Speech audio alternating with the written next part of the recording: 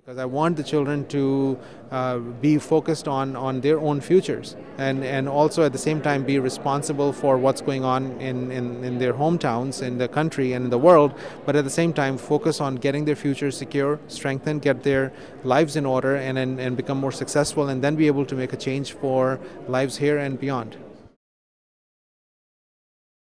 Think about the challenges that there are right now in the society, in our community, as with reference to being of Pakistani heritage in the United States, being a Muslim in the United States, and what's happening in the rest of the world. We also feel that we have an opportunity to try and make an impact if we reach out to Muslim majority countries and help some of those countries with respect to the American values and bring them back to some of the parts of the world. So I'm actually privileged to be the moderator for this panel, a group of people who are working within the U.S. administration, making a difference every day, to learn from their experience and be the difference that is needed at this time in this world. I mean, first of all, like, recognize gaps, come up with solutions, and then do it. And so many people stop, much earlier. When they recognize a gap, they get frustrated. When they have an idea, they just expect someone else to do it for them. I mean, the final stage is you really have to say, I can implement or give you the resources to implement this. And I mean, there are endless resources to do that. When I came to Georgetown in September of my freshman year, I thought, okay, if I can't save Pakistan right now, maybe I can save the Pakistani embassy. So I went to the Pakistani embassy, basically told them that the community hated them because they were not engaged at all. And the embassy told me, how can we be engaged? We have no staff. We're so busy with our day-to-day work and political stuff. What do we do? So it was like, bring in more young people. Young people are in Washington, D.C. They'd love the experience. They can do a lot for you. So fortunately, this person sitting there, a lot of this has to do with luck, was like, okay, fine, we'll try it.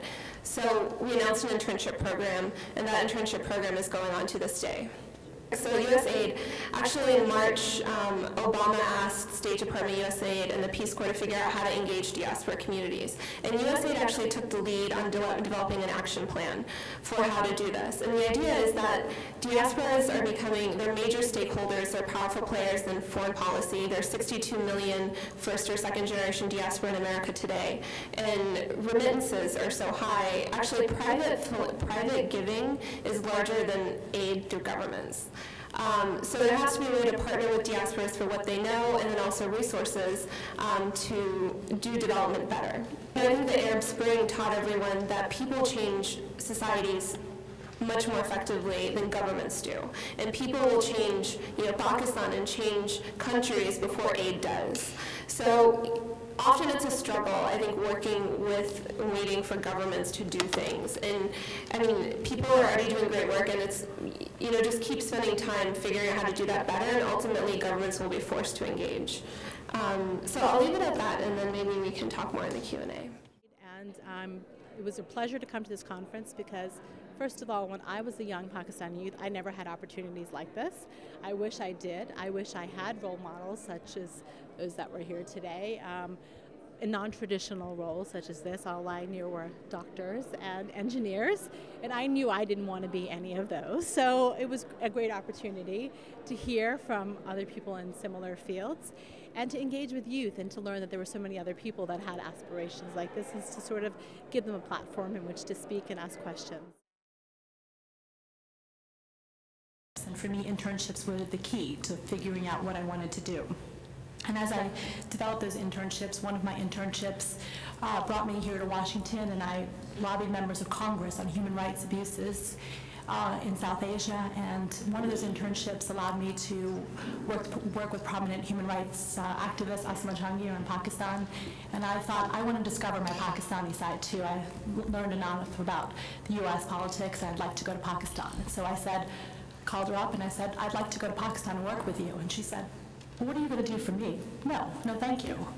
And I said, really? I'm offering my services for free. And she said, no, thank you. And I was determined yet still, and I said, I want to go. So I found a way, and I worked for lawyers because I still was going to be a lawyer, because after all, I'm Pakistani and I have to be some sort of professional, so I'm going to apply to law schools. And I applied to law schools, and I found a way, and I did end up working for Asma Jahangir provided me, I found a way to work there, and working with going to prisons in Pakistan and meeting lots of women and children in prisons, I was determined that that was the career that I wanted to sort of figuring out how to work with women and children around the world and getting a sense and appreciating the freedom of expression, the freedom of assembly that we have here in the United States. I determined that being a regular lawyer was not for me. This is a story you'll hear from lawyers all the time, that they don't want to work in law firms. And then, like some of my colleagues here on this panel, I decided to move here to Washington, D.C. and pursue a career in the government. The Office for Civil Rights and Civil Liberties at the Department of Homeland Security is the only civil rights office, to my knowledge, in a national security agency. The role of DHS is to protect this country from foreign and domestic threats. And the role of the Civil Rights Office is to ensure that as we do that work, that we don't infringe on the civil rights and civil liberties of Americans.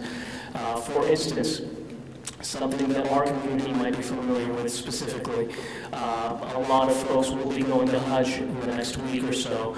And when you go to Hajj, you come back with Zamzam, right? The holy water. And what happens when you come back with water in a container at the airport? TSA, by the way, is a part of Homeland Security. So what happens at the airport is you come back with this, little bottle of water, and it looks just like water. And the folks at TSA, the inspectors, don't know what it is, and sometimes they throw it out, or sometimes they'll, they'll kind of like, oh, it's just water. They'll try to drink it or something later. It's insulting to folks that are Muslims, right? So. We worked with, this was a big complaint, we worked with our staff, our TSA, to train them on the fact that there are Muslims during this time of year that go on a pilgrimage, they bring back something that's called, Zamzam, it's holy water, don't throw it away. Ask them, check with it first, let's get it scanned and get it through the security checkpoint. And we do similar things with other diverse communities, including Latinos, Asian American communities, African American communities, the LGBT community. So back to kind of like the second part, which I think was helpful to me in kind of deciding where to go with my career. There's kind of three things that I would, I guess, recommend in terms of thinking about a career in the federal government, or even any kind of career, really. The first is get to know yourself. Get to know your heritage. This is important for us as many of you, I'm assuming, are Pakistani Americans or South Asians. Become familiar with where you come from. And after you've done that, get to know others. And then the third thing I would advise is for you to take risks. Again, none of the people here are probably here just because they did hard work. They also took a lot of educated risks. People talk to me all the time about getting jobs in DC, and that's kind of a rule. You have to start with an unpaid internship here. Get your foot in the door. And by the way, and I know everyone can't do an unpaid internship, there are excellent resources. MPSN, the Muslim Public Service Network, has a house in Washington where kids can come and live pretty subsidized for the summer while interning. And actually my first job on the Hill was doing energy, environment, budget, and taxes. And I was a straight foreign policy person from college. That was all I was ever going to do, but I took the job. And within 6 months, I moved into a foreign policy job. And that's a very, very common story.